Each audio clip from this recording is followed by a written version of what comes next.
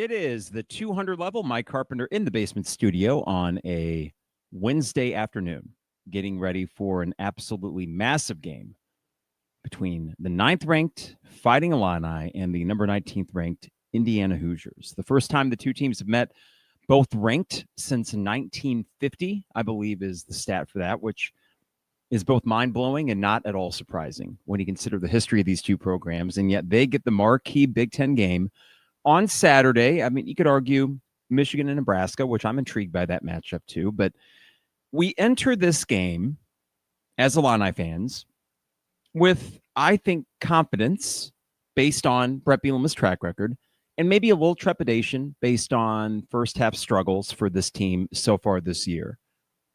I have to start, though, with an overall mindset that I have that I find very encouraging. And that is, I'm not nervous about this game. I'm excited. I'm not nervous. And to kind of define the difference between those two things, excitement in that there's an opportunity for this team to go out to Indiana to get a big win and really put themselves firmly in position for college football playoff talk. That's all exciting. The nerves would come in my opinion, if there were some notion that a loss at Indiana would bring Illinois football back down to earth and that everything that we felt about this program getting on solid footing is somehow a lie. This notion that the rug is going to get pulled out from under us, or that, we don't deserve this and this wasn't going to last. Illinois could lose Saturday. I'm not going to wake up Sunday thinking we blew it. That's it. Bielema had this chance. No. There's none of that. So it's exciting to enter a game where the result of it, of course, is going to impact how we feel. We're going to be super pumped if they win, and we're going to be bummed if they lose. But what it's not going to do, if it doesn't go our way, is lead to some existential crisis that we've had so many times when watching this football program. I'm looking at this as just a great matchup between two teams that are probably even in a lot of ways. But as we're going to talk about today, there's enough things that I'm optimistic with Illinois and where they're at this point of the season and where they're at personnel-wise and coaching staff-wise that makes me feel really good about this game. And that hasn't changed. It hasn't changed with the spread moving to Indiana -5.5. It's darn near a touchdown. So they're saying Indiana, despite the home field, is just better than you are. Okay, well, we'll see.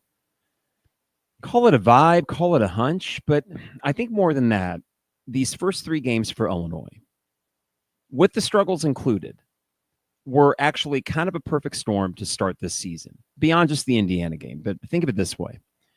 Illinois had plenty of returning guys. We knew that. That's why they got the lofty preseason ranking. That's why they moved from 12 all the way up to 9 after a big win at Duke and a few other teams losing.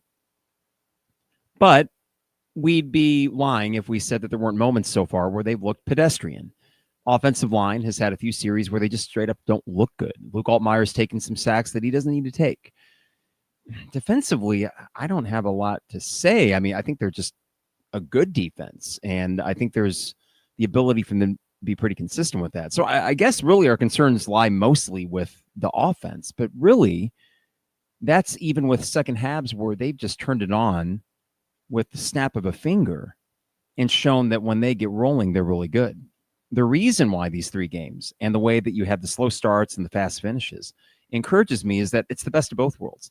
You can go after a 38-0 win against Western Michigan, go into practice with the mindset that you just lost a game because of Bielema's tone in the post-game press conference and the honesty with which he was talking about basically punching a dry erase board out of frustration leads me to believe that this week of practice was not going to feel like some sort of triumphant march towards Bloomington. Instead, one that is laser focused on we need to get better in these areas. And I think it's fair to say that if Illinois plays like they did in the first half against Western or the first half against Duke, that there's a pretty decent chance they lose this game. I don't think they're going to play like that because I don't necessarily think that the things that happened or did not happen in the first half at Duke or against Western Michigan can't be corrected, especially with an older team and a coaching staff that I think has a pretty good pulse on their personnel and I've been encouraged more than discouraged.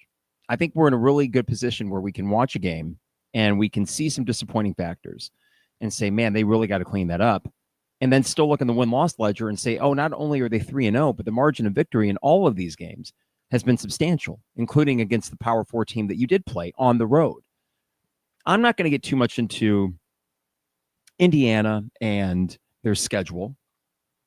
They've gotten a bunch of crap, understandably, and I think somewhat justifiably, for playing scrubs. Though if you would have asked me before the season, would you drop the Duke game and just play a scrub? I'd say yes. But we beat Duke, so I'm not saying that now. A nice place to be, right? Call that hypocrisy if you want. But I'm not going to really get into the weeds with that too much because that is their prerogative, and they made a college football playoff with that weak non-conference schedule and then just smoking through most Big Ten opponents. The exception, Michigan played them close at home last year. Ohio State smoked them on the road, though Indiana was looking pretty good for a quarter and a half out there. Notre Dame, that didn't go well. So what is Indiana? Are they elite? I don't think so. Are they very good? Probably. Is Illinois very good? I think so. And I don't know if I'd rather this game be played later in the year or not. I think that both of these teams had enough coming back, and Illinois still had more coming back than Indiana, to think that they would, by week 4, be in a decent enough spot to, I think, fairly judge kind of where they're at and where they're going. I don't think the loser of this game is doomed from potentially reaching the college football playoff, but I know the winner gets a leg up. So to wrap up this opening segment, I mentioned excitement over nerves. Another reason I'm not nervous, I'm not thinking about the college football playoff yet. I'm not doing that. It's September, we're recording this on September 17th. I'm not thinking about that yet. And I don't think it's because I'm just trying to put on the proverbial cup and not get hurt. That's not why I'm not thinking about the college football playoff. It's because I'm happy to just kind of go along the ride here. And I've been fairly labeled as someone that rides the roller coaster, the ups and downs. I do that, no doubt. But I think that in this 12-game, 14-week season, I want to embrace each game day for what it is. And only after this 2-game stretch, if the results are promising, would I start mentioning the playoff on a regular basis. More than just like a passing glance of, well, if you win this game, of course you're in the college football playoff. Great. I have mentioned before the vision of, hosting one of these games in December and how it would be a moment that'd be hard to top as an Illini, not just football, but sports fan. But the focus for me on this game is not college football playoff implications as much as it is, this is a really cool opportunity on the road at night against a good Indiana team to get a ranked win, to announce to the nation that, yeah, this ranking is deserved. Illinois doesn't owe the people that do AP rankings, and they don't owe the college football audience in general any sort of explanations as to their ranking. They don't. We know they've earned that because of last year's results, who came back, and how they played so far. I think it is a deserved ranking, despite, oh my God, they've had a few quarters that they haven't looked great. Well, that's football, on the other hand. That again, does not freak me out as much. This opportunity, I think on a grand stage, NBC, with millions of people watching, just casual fans that say, Illinois, Indiana, ranked matchup. This is kind of cool. This is new. In a college football landscape where often these unexpected Cinderella stories, for lack of a better term, get a lot of positive press. I think the biggest reason is college football has been stagnant for so long with the same freaking teams year in, year out. And here are these two perennial basketball schools doing this. That is a game of national intrigue. And Bret Bielema and this program, they grabbed that attention. They grabbed that spotlight during the South Carolina Citrus Bowl game. They used it to their advantage. Here's another opportunity. They did it last year against Michigan. They did it last year on a Friday night against Nebraska early in the year when you went up against Pat Mahomes Jr. and the entire nation couldn't shut up about this kid. And who won? Bret Bielema and this program have been here before. Indiana, in 1 year with Cignetti, did amazing things. But Illinois fans should not be going into this game scared of the big bad wolf that is Indiana football. These are two probably evenly matched teams. And one, in my mind, that is a little more battle-tested. And I think that will be a big factor in this game. So let's talk about it. It's a big one. For those that are in the YouTube, Twitter, Facebook feeds, throw your thoughts on the game, your predictions if you want to, and why you think the score will be what it is. And we'll get to all that later. Before I get too far ahead of myself, got to remind you the best way to support the 200 level is to support our sponsors, and that includes Hamilton Walkers in downtown Champaign, Steak, Seafood, and Spirits. Me and my wife, this is our favorite place in town, and we got our anniversary coming up, so we'll be having the anniversary dinner there. Excited to get back to Hamilton Walkers. Try to get there every 2-3 months or so. And for me, got to start with an old-fashioned. Great bartenders there, so get an old-fashioned. Get a Caesar salad or something to kick things off. They deliver bread fresh from the kitchen, which is, I just love any place that gives you a bread basket.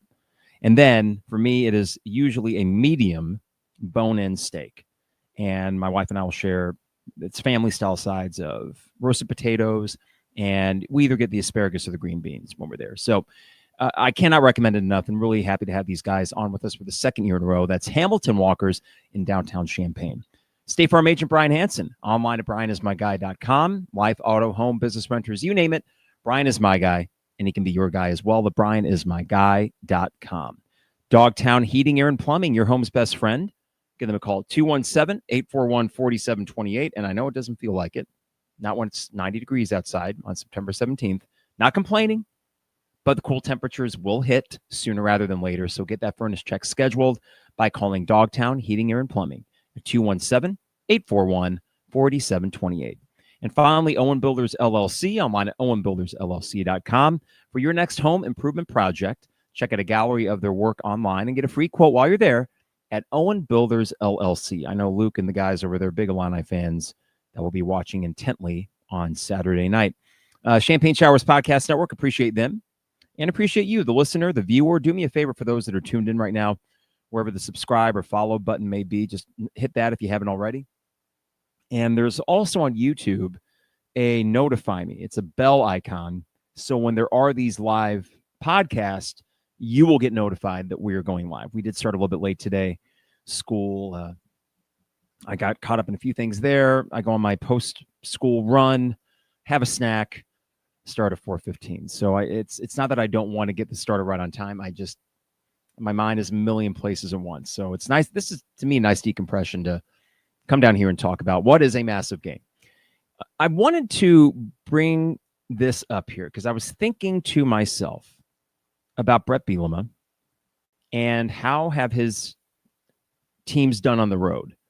In my mind, they've done well. I mean, I just have this feeling, this vibe, for lack of a better term, that, I like watching this team on the road. They seem to play loose. They seem to often play pretty focused football. They execute well. And I got to give credit to a user on Illinois Loyalty. This is a free message board, and I lurk. I don't post, but I lurk. Fighter of the Nightman is this user's name, and he's a guy who posts a lot, guy or gal, and a fan of It's Always Sunny in Philadelphia, of course. And what he did was they compiled the overall road record of Bret Bielema while at Illinois and a little more context as to this record. So Illinois under Bret Bielema on the road is 11-10.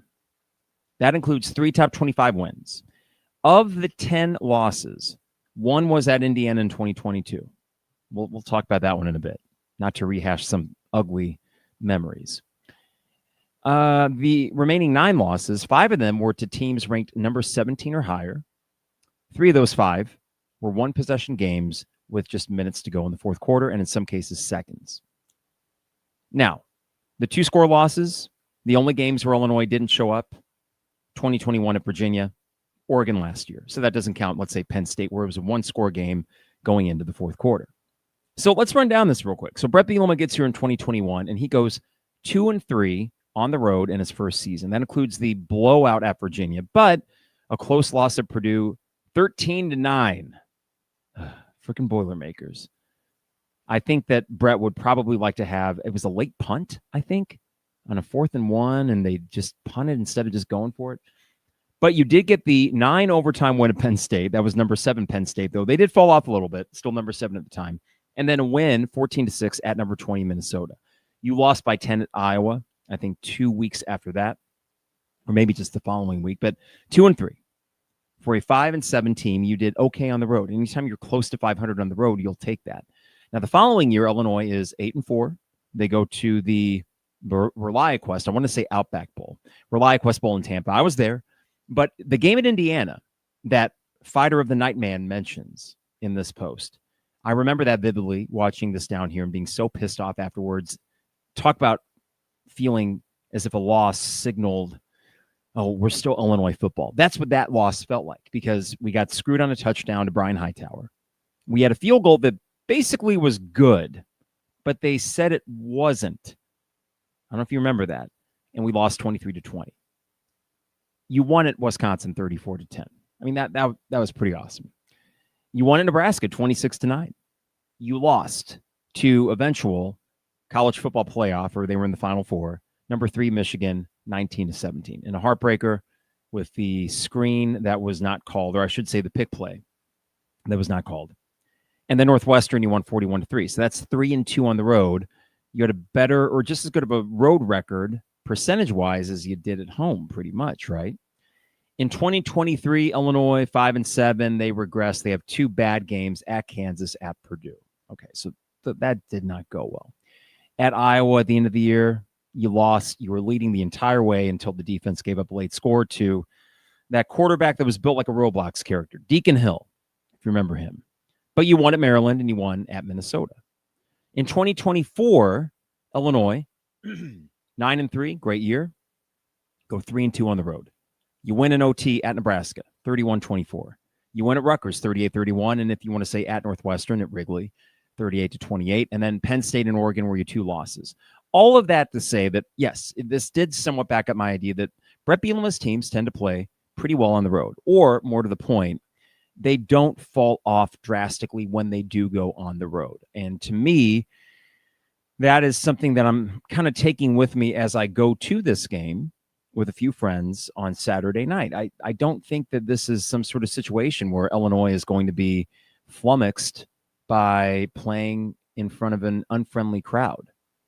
Indiana, at their Memorial Stadium, will have a cool atmosphere. It's a night game, and we would have the same thing for a big game now because that juice is back. But 60,000 red-clad Indiana fans versus 90,000 red-clad Nebraska fans. We've been there. We dealt with it. This Indiana team, probably better than that Nebraska team. Yeah, probably so. Coaching-wise, for sure. And that's no slight on that rule, but probably more of a credit to Curt Cignetti, who objectively is a very good coach. But, I just don't think talent-wise, it's probably that big of a discrepancy between what you faced at Nebraska and what you faced or are about to face on Saturday in Indiana. So I feel good for a variety of reasons. I want to talk a little bit about the concerns that Illini fans have with this team. And I will not be able to quell or satiate all your fears. That's probably not going to happen, and nor does it need to, because this is not a perfect team. And this is not a team I have any delusions about winning a national title. The concerns, understandably, include, let's start defense, because I've really liked the defense so far, but the concerns have included the secondary.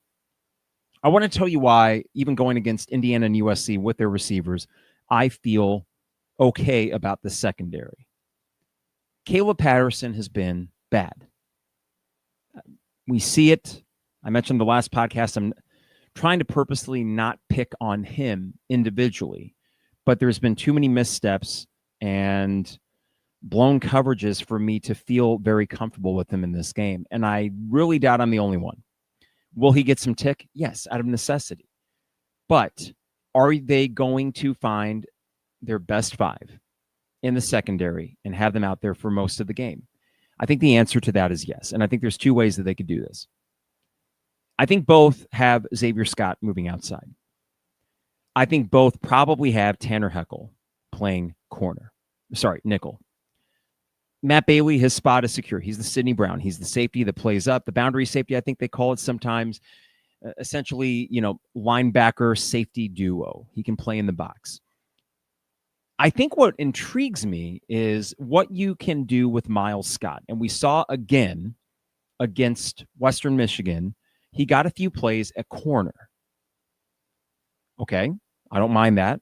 I think if you got a bigger guy and you don't really feel comfortable with Torrey Cox the entire game, you can do that. I don't think Torrey Cox has played bad, by the way. I don't understand this notion that all of a sudden the secondary is all of a sudden not good. It's been rocky because you probably penciled in Caleb Patterson there. And I think Mac Resetich can play the deep safety if you wanted to move Miles Scott up. The other factor here is Jaheim Clark if he does come back. Now, would you start him right away? I don't know. Can you start a guy that's had a hamstring injury? I think hamstring. And rested for the first 3 weeks and just throw him out to the Wolves like that against really good competition? I would personally be leery of that, but I think from a depth piece for the game Saturday night, that makes a lot of sense. Okay, great. Is that to say the secondary is not going to have a few plays that they give up? No, they probably will against good wide receivers. And the fact that I don't think outside of Xavier Scott that these are elite coverage guys. But there's a reason why the coaching staff has been trying this thing out. I appreciate them doing that. I like the proactive nature of it, which tells me they knew full well from as early as the Western Illinois game when Caleb Patterson when he blew coverage on one and then didn't get the interception on the other. Well, we probably better try a few other combinations. And they've been doing that now for 3 weeks. I think that pays dividends. I think a guy like Tanner Heckel can play a decent number of snaps and be good for you despite the lack of experience. So that's one concern. That's not to say they are not going to give up passing yards. They are. And the nature of this defense is they will give up some yardage. So is Mendoza going to go for more than 200 yards passing? Probably so. Okay, fine. Didn't Darian Menza go for 350? Did the secondary lose you that game? No. Did they have bad plays? Yes. Is Indiana better than Duke? I'm asking all these hypothetical questions. Yes, of course they are. So you got to be better than that. But I think they can be, and I think the combinations they put on the field will be a big reason why they could be. Maybe another concern would be speed at linebacker, but I just don't know if that's true anymore. I know that was more of an issue when Rosiak was certifiably your best guy, and I understand that getting him back will be a boon for this team. However, I think the Malachi Hoods of the world and the JoJo Haydens of the world, apparently now the Grant Biermans of the world, there is a speed at that position, which makes me feel much better going into this game. Odaluga, he's got some speed too. Looks like freaking Incredible Hulk. I think that there is finally, after all these years, just wanting more at that position, guys that can run with the tight end, guys that could, if a running back slips out from the backfield, maybe cover him for a bit. I feel better about the linebacker. So, I mean, that was maybe an old thing that I haven't heard much this year, but I have been seeing a few people say the speed of Indiana. Well, yeah, they are fast and it's a good offense, but I don't think that this is something that can't be matched with some of your linebackers. Defensive line, I think, is a strength. We'll get to the strengths in a bit after we address these concerns. Offensive line. I wish they were good from the jump. I think it is fair to ask questions about Bart Miller as a position coach and not say, I want his job. I want him fired. I don't know if that's going to happen anyway. He's been with Bret Bielema for quite a long time, and there seems to be some loyalty there. It's not as if the offensive line lit the world on fire in the early going, really any of Bret Bielema's years. They always seem to get better. Again, I wish they could be good from game one. This line has less of an excuse with all 5 guys coming back. But even though all 5 guys are coming back, how many elite guys do you have on that line? I'm not trying to diss them, and I'm not trying to excuse the fact that they've had more blown plays than they should. But J.C. Davis will probably play in the league. Melvin Priestley will probably play in the league. Will your guards or will your center play in the NFL? I don't know. So the continuity is great. The elite talent, I don't know. Who's elite on that line? Your tackles are good. I think they will be even better against Indiana. I think there is just a process, especially for J.C. Davis coming back from injury. I think that Barry Lunny needs to do a better job of putting them in a position to succeed. And I think what we saw, and I think why before I get to the strengths, am more encouraged going into this game is I think finally there will be less, so to speak, dicking around and more getting to it with pace and tempo. And this line seems to be better at that than some sort of bruising front 5. That's not what they are. They're big and they're strong and they're a good line, but they are not a Penn State line. They're not an Ohio State line. their strength, I think, is the fact that when they get that pace going and the experience they have running that with Luke Altmaier under center is something you can lean into. I hope that Barry Lunney does that because I think the offensive line, while they could be better, I think there are also, for maybe half of those not great-looking offensive line plays, explanations that fall a little bit more on the play calling. And this coming from me as a Barry Lunney fan with overall how he calls games. So offensive line, you're right to be bothered by the way they played. But remember the context. This is something that always gets a little bit better as we get into the middle part of the season. I could see it clicking Saturday night. I would be honestly surprised and I would be alarmed if they just get completely bulldozed by Indiana's defensive line. Indiana's going to bring pressure. So it will be up to the line to respond to that. But also Barry Lunney has to recognize that. Luke Altmaier has to recognize that and not leave their offensive line out to dry. If you got 5 guys blocking on a blitz of 6 dudes, you better have an Ohio State or Penn State line if that's going to hold. This also goes to the tight ends. I know that Jeremy and I think Jay Lehman, or maybe Jeremy and Joey talked about this after the Western Michigan game. Tanner Arkin can't be missing blocks. And in a way, I'm kind of glad that happened against Western Michigan. I'm kind of glad some of these breakdowns have happened in the first 3 games. These things weren't happening for most of last year. So why now? Well, okay, great. Look at the tape, figure it out. It's not as if Tanner Arkin and the offensive line guys all of a sudden woke up one day and they became dumber football players. That didn't happen. I think teams had tape, they made their adjustments, and then we've seen in the second halves on a micro level, our coaches make adjustments, and then they figure it out. Okay, great. Now that you got 3 games under your belt, have that ready to go against Indiana, who will, of course, come prepared and ready, and they'll have a good game plan. I just feel like the offensive line, you are right to be bothered with their performance so far because it has not lived up to the expectations that we have had for them, and I think fair expectations. But I'm still leaning on the side of they'll be okay.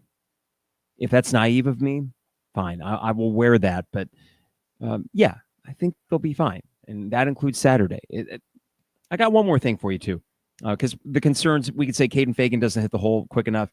I think he started to do that against Western. I know considered the opponent, but I think that for him is very much a momentum thing, and he's building that. Luke, no concerns other than just don't take the sacks and hold on to it, which he's done so far this year. But this leads to a larger point. And, of course, we would love for this team to achieve more than last year's team. 10-3 and a Citrus Bowl win is amazing. And I will take that every year, and I would never get sick of it. I really would not. But this team has a window of opportunity where they could do something bigger, and they know that. And that is something we can speak on more if they get a win in the next 2 games, or maybe they get both. But don't forget that last year, and maybe this is apples and oranges, but I don't think so. Don't forget that last year in the first 3 games, that they didn't look great. The Kansas win was big. It felt amazing. They did what they had to do. They got a win that Bret Bielema and this program sorely needed in front of a sold-out crowd. I don't think Illinois played great that game. Defense was solid. They kept Jalen Daniels in front of him. They forced some mistakes. Offense was okay in the second half. They didn't really do anything in the first half. Third game, they played Central Michigan. They won 23-7. Fine. You didn't really sweat that game, but you didn't look amazing. But you were 3-0, and we were happy for that, given what had happened in 2023. Then game 4.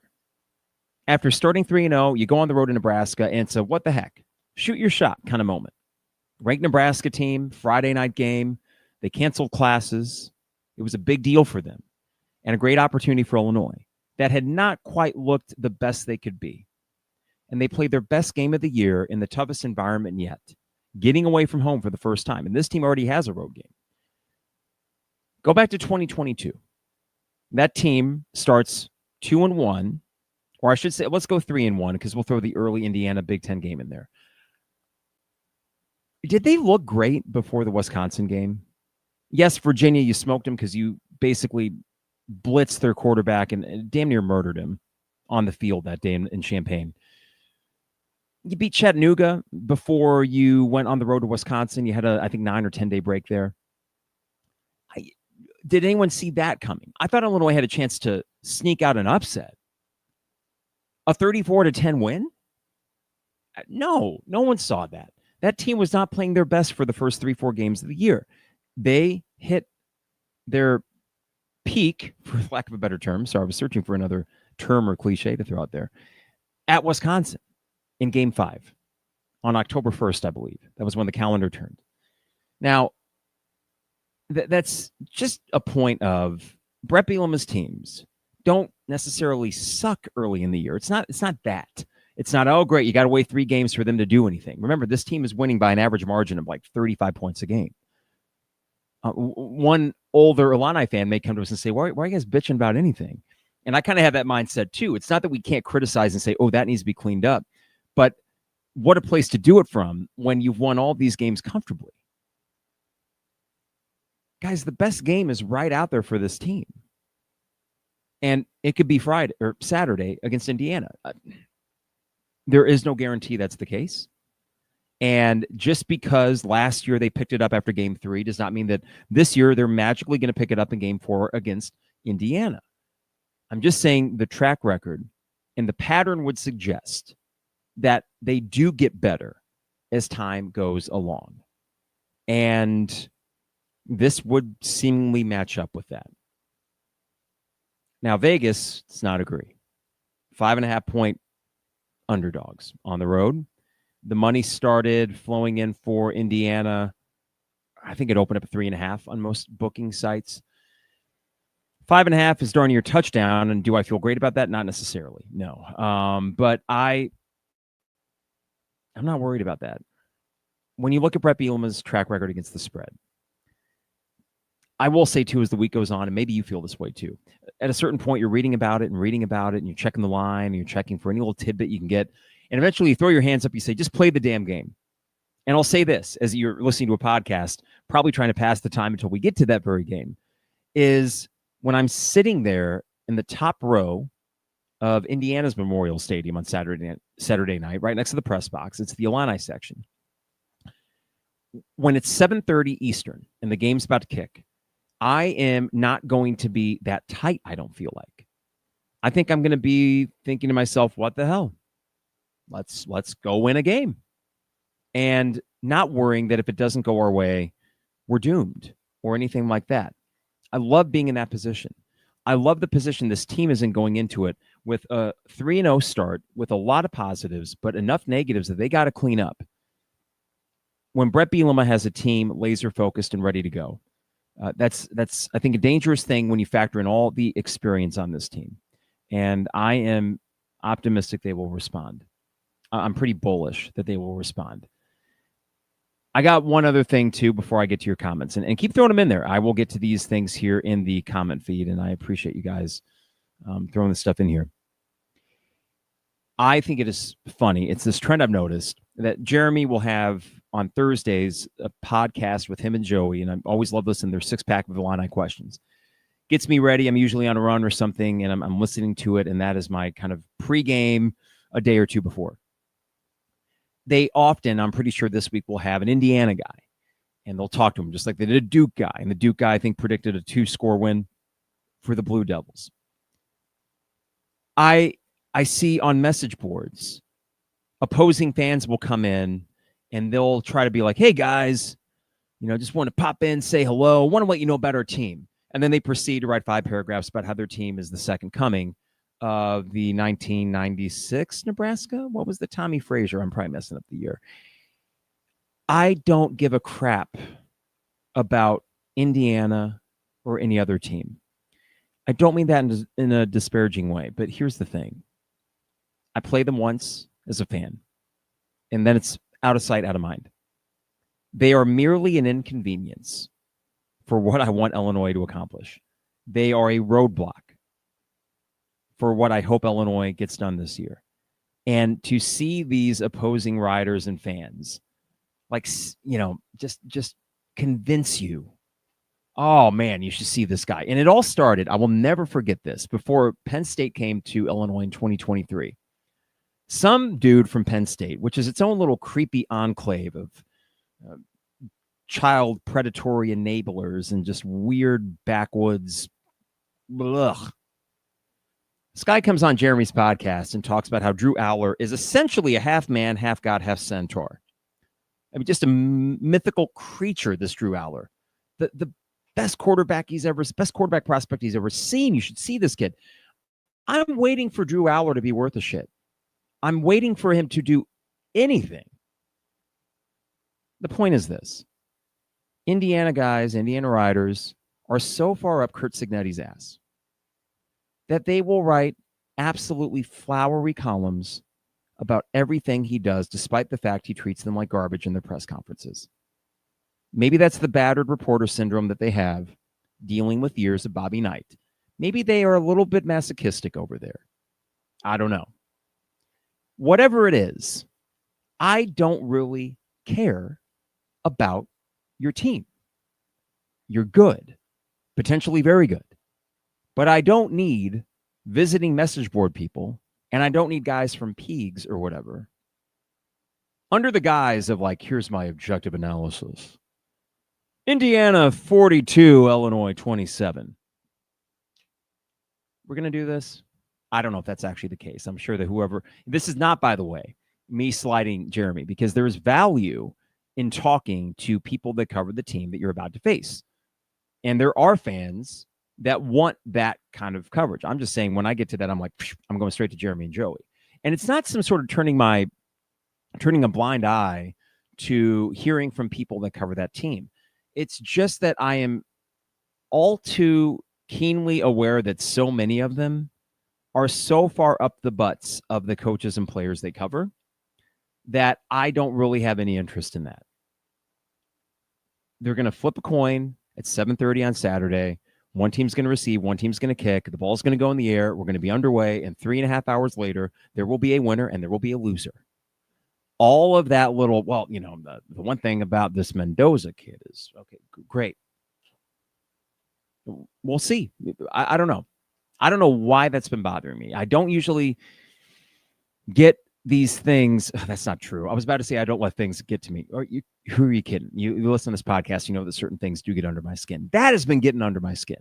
I don't need to hear from Indiana people. Like, stop acting as if you're going to come in here with just this very astute analysis of football. You had one good year, for Christ's sake.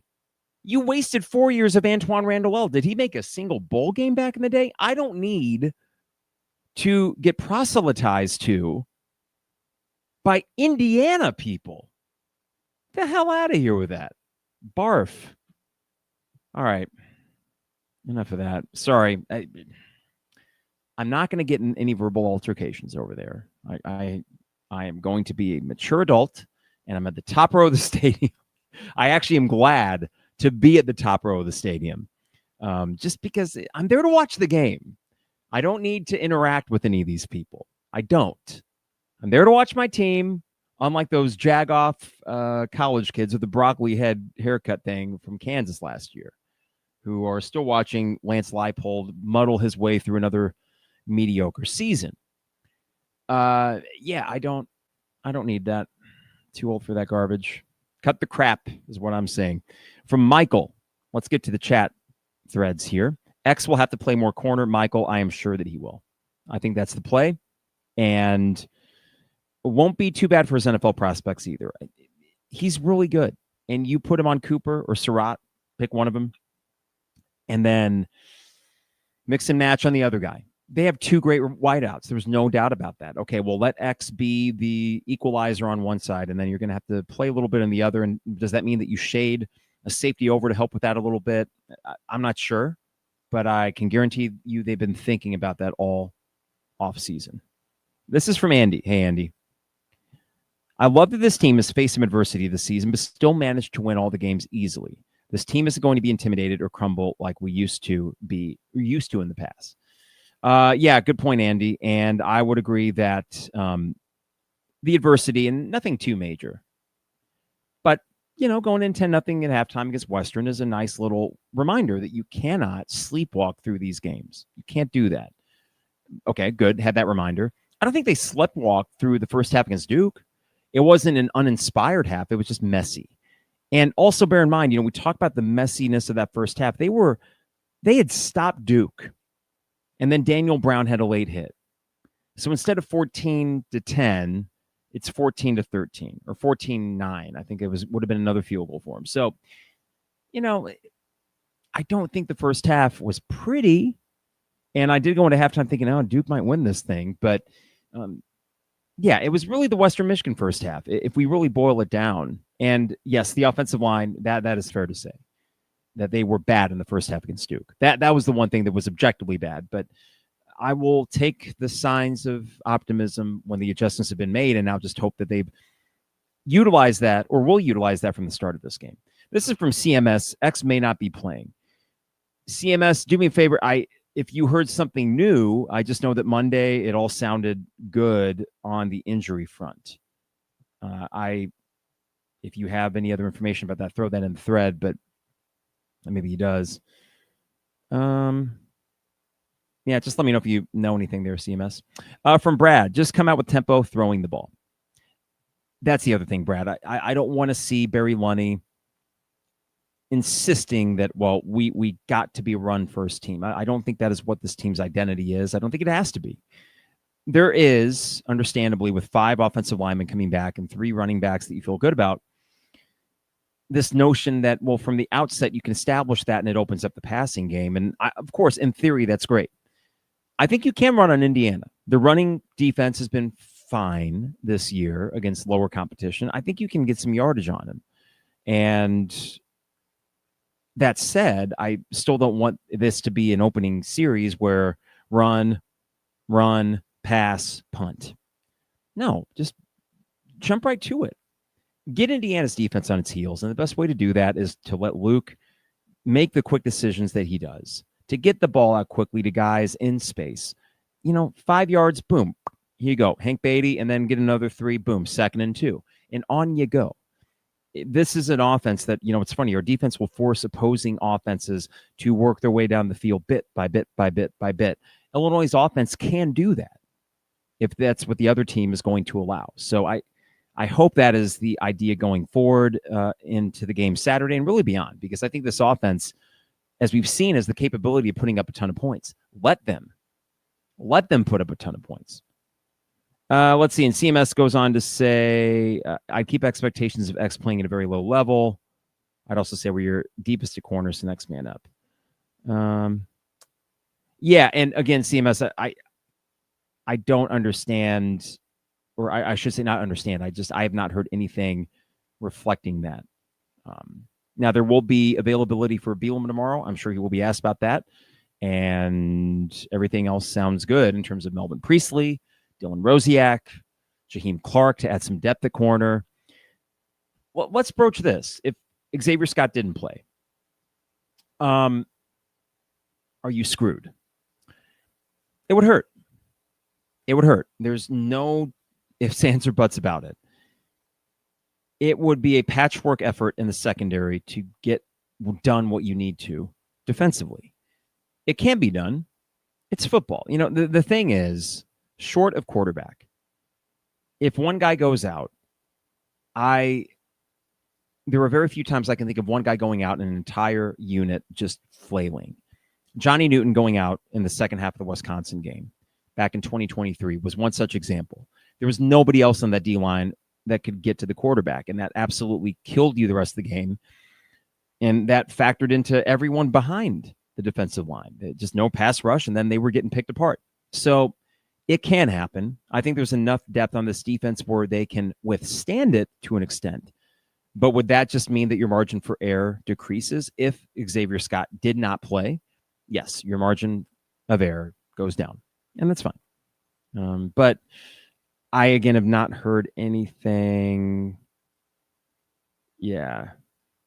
So let's see here. I don't like speculating about injury, but I heard Liz Franken out for the year for X. Okay, so some hope it's just a message board rumor. I hope you're right. Yeah, I hope you're right about that. But that would seem to really go against from what Bielema was saying on Monday. Now, do coaches often make statements that sort of cloud or obfuscate things. Yes, they do. That would be something to go from, oh, yeah, he's a little sore, but he'll be good, to, yeah, he's out for the year. And we'll have to see on that. Okay, let's see what else we got here in this chat thread. Sorry, I'm still learning the StreamYard thing. As Michael says, enter Heckle. I'm a big Heckle fan. Tanner Heckle is, I think, going to get a lot more snaps as the year goes on, and will continue playing that star position. And I think that's fine. I know as a redshirt freshman, there was concerns that there's going to be mistakes made, but the cool thing is that when you have a deep safety behind you, when you have Matthew Bailey in the middle of the field, if you're playing that slot often, that's going to be the receiver that is getting those balls in the middle of the field. So there is a little bit of a buffer around him, unlike those corners on the outside that sometimes truly are on an island. And they have to do that much more to make sure their guy doesn't get by them. Heckle has a little bit of an insurance policy just by playing inside. I think he will continue to play a lot. Also from CMS, 75% of the IU podcast think this is a 2 or 3 score victory for IU. Rolls eyes. Here's the thing. It could happen. That could happen. It could be a 2-3 score win for Illinois. It's just a pattern I've noticed, CMS, where just whatever the opposing team is. And I understand it. We can say that journalism should be objective, but when you're following a team, you innately want them to win. And I know, talking to Jeremy about this, he wants it for the story. So sure, there is probably something inside of Jeremy even that's like, I hope these guys win, and I want them to win because it's good for business and it's much more fun to cover. And maybe just human nature, it would impact some of his word choice or just like subtle things in his writing or podcasting. But I will say that when it comes to actually trying to make a prediction of the game and saying, well, does Illinois stack up well against this team or not, he's pretty even Steven about it. And I've listened to him on other opposing podcasts, and he will very judiciously get into some of the flaws of those Illinois teams as well. I've seen too much of a pattern of these opposing guys. It's just the most glowing review ever. And I just, here's the thing too. It's the same way that when I watch the NCAA tournament, I'm not rooting for Big Ten teams. I don't like any of them. Why am I all of a sudden going to root for any of them? So it's just, I'll be honest, it is an innate dislike of these teams and the culture surrounding them, while fully admitting that Illinois and their fandom and their culture probably stinks too. But guess what? It's our tribe. So we hitch our wagon to this one, and they can hitch their wagon to that one. But I don't necessarily want to rub elbows with. It's just, I'm not interested. I'm not here to talk shop with an Indiana Hoosier fan about your freaking football team. I don't care. It's the way that Tommy Lee Jones says in The Fugitive, I don't care. What does Harrison Ford say? I didn't do it. I don't care. I just don't. From Andrew. Hey, Andrew. How does the Illinois-Indiana football rivalry has been since the Antoine Randall L days of the late 90s and early 2000s? Illini by 1 million on Saturday. I hope so, Andrew. I remember distinctly 2, nay 3 Antoine Randall L games. 1999, Illinois won at Indiana. No, is that right? No, I think they lost at Indiana, actually. My dad and I were at Jillian's watching that. And that was an 8-4 Illinois team, but I think they went on the road to Indiana and lost a shootout. Illinois, 1999 football. Let's go to Wikipedia. Here we go. Okay, that team lost at Indiana 34-31 in overtime. That's right. Dang. So that took them from 3-1 to 3-2. Then they lost the next week to Minnesota at home, 37-7. They're 3-3, and then they went on to win 5 of their last 6. Dang. Okay. So 2000, I remember Indiana comes into town. Illinois gets the win, though unfortunately not enough for them to end up making a bowl. They went 5-6 that year. 2001, the game was not on TV, believe it or not. That game against Indiana and Antoine Randall was not on TV. It was a rainy Saturday in October. This is the Sugar Bowl year. And I decided I'm going to go to the mall to pass the time. I always felt like listening to the radio, I had even less control over the game than watching it on TV. Of course, you have no control over either. But I thought, I can't just sit at home and listen to this. I got to be somewhere. So there was this place called the Illini Shop. And at this point, it was in the middle of Marketplace Mall, and they had the game on 1400. So I'm going from shop to shop, just passing time, and then I'd periodically pop back in. What's the score? Illinois ended up winning that game. I want to say 35-14 or something in the rain. They really contained Antoine Randall that day. 35-14. That's right. And that got them to 5-1. Ended up playing Wisconsin for homecoming the next weekend and getting that win. So that was pretty awesome. Yeah, Antoine Randall was special, and they just didn't have teams that were really worth a crap when he was there. But that dude could play. This is from Andy. I want to win, obviously, if for no other reason to shut up these Indiana fans. One good season, they think they're Alabama. They're pretty good, but they aren't as good as they think they are. Andy, I think they're as good as their ranking is, which is they're a top 20 team. I think they're going to win 8 or 9 games this year based on that schedule, which is pretty doable.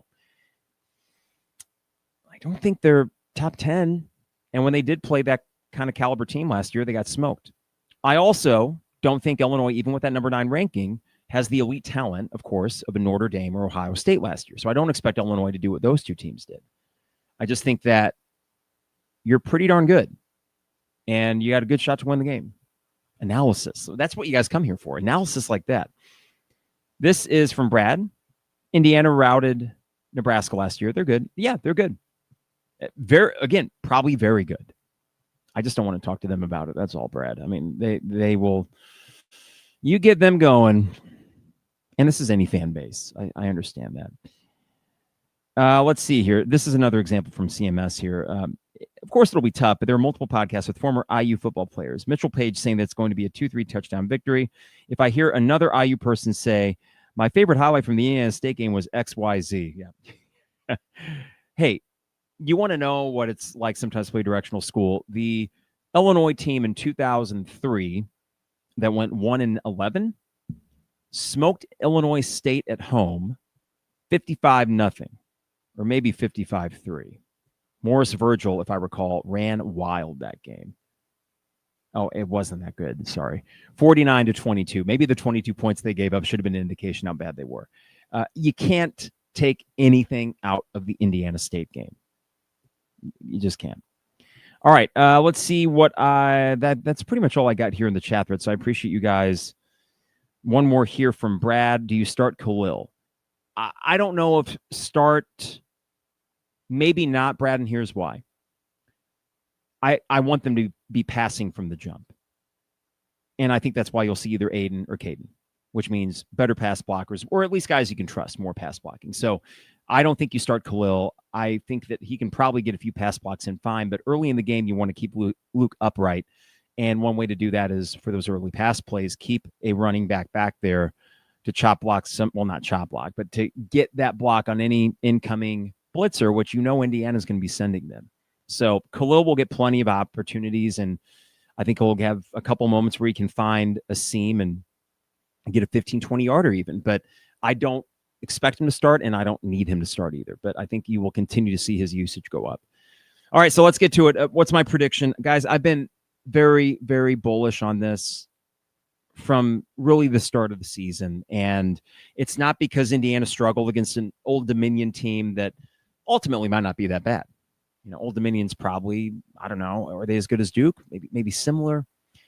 I can't really take anything away from the 3 games Indiana's played. I know Curt Cignetti's a very good coach. I know it'll be a tough environment. I'm not going to sleep on this Illinois team and what they accomplished last year and the battles they've been through and the environments in which they won. I'm not going to sleep on that. So Illinois 31, Indiana 23. Not a 2 or 3 score win. I guess that's technically 1 score, 8 points. I'm saying that the defense will be the story again, because 23 points to Indiana would indicate that somewhere along the line, they are not getting into the end zone and they're settling for field goals. And meanwhile, you are settling for less of those. I think that the defense will do the thing where they keep things in front of them, and then eventually the defensive line will get going and maybe get a play or two where Gabe Akis comes from the blind side and knocks that ball out, or they get a perfectly timed safety blitz, and maybe a Bailey or a Miles Scott gets in there. I think offensively, I'm encouraged by what we saw in the second half against Western, and that as the road team, it's less important to control the clock than it is to get an early score. I think that mindset is going to help Barry Lunny and be more aggressive from the jump and not feel this need to play it slow or to, win the time of possession. Of course, you want to win time of possession, but first thing, you got to score. You got to take that rabid crowd and just chill them out a little bit. It's amazing what an early score can do, not to completely take the crowd out of it, but just to sort of settle everyone on that sideline down for Illinois. And remember that they've been in places like this before. So I think that plays into Illinois' advantage. I think schematically, this offense is best when they attack and when they have pace and tempo. And if they want to beat Indiana, if they want to beat USC, they're going to have to maintain that tempo. I think Lunny knows that. I think Bret Bielema maybe reluctantly knows that as well, and recognize this is not Wisconsin 2010, and it doesn't have to be a very successful team, that they can come out slinging it around. And maybe Wisconsin 2010 isn't a great example because that was Russell Wilson, and I'm pretty sure that was one of the better throwing teams for Wisconsin. But maybe go with, 2012, post-Russell Wilson and whatever running back studs they had. Actually, now that I think about it, Russell Wilson was 2011. Okay, so maybe 2010, 2012 Wisconsin, they probably just ran the ball down people's throats. It doesn't need to be that. This Illinois team is not that. But what they are is a team that has depth. I think they have good line play, despite what we've seen from the offensive line. And I think I'm going to keep hitting this home. I think the defensive line is sneaky good.